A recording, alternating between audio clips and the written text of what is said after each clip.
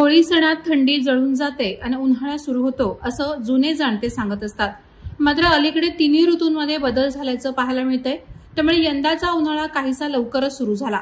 राज्यात उष्णतेची लाट पसरण्यास सुरुवात झाल्याचं पाहायला मिळत असून मार्च महिन्याच्या मध्यातच मुंबईसह काही जिल्ह्यात 38 अंश सेल्सिअस तापमानाची नोंद झाली।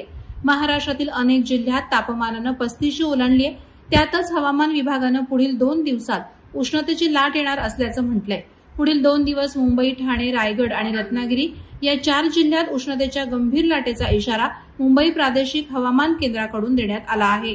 अशातच मुंबईमध्ये उन्हामुळे सर्वात जास्त बळी जाण्याची शक्यता वर्तवण्यात आली आहे। खास करून मुंबईकरांसाठी ही धोक्याची घंटा मानली जाते।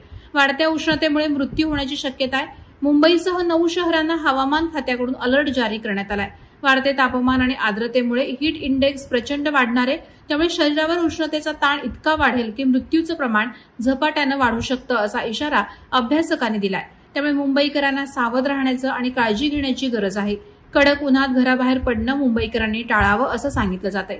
मुंबई, दिल्ली, बंगळुरू, सुरत, फरीदाबाद, ग्वाल्हेर, कोटा, लुधियाना आणि मेरठमध्ये उष्णता प्रचंड वाढण्याची शक्यता असून वाढत्या उष्णतेमुळे नागरिकांच्या मृत्यूचं प्रमाण वाढण्याची शक्यता व्यक्त केली जाते। उष्णता वाढल्यामुळे शरीरावर विपरीत परिणाम होऊन आजारी पडून नागरिकांचा मृत्यू होऊ शकतो। त्यामुळे उन्हाळ्यामध्ये वेळीच नागरिकांनी काळजी घेण्याचं आवाहन केलं जात आहे। यंदा उष्णतेने महाराष्ट्राची प्रचंड दमछाक केली जाते।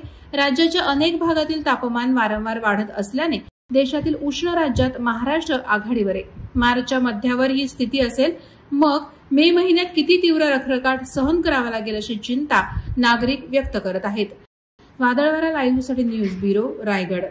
नवी मुंबई व रायगड जिल्ह्यातील ताज्या बातम्या आणि घडामोडींसाठी सबस्क्राईब करा वादळवारा लाईव्ह चॅनल आणि दाबा बेल आयकॉन।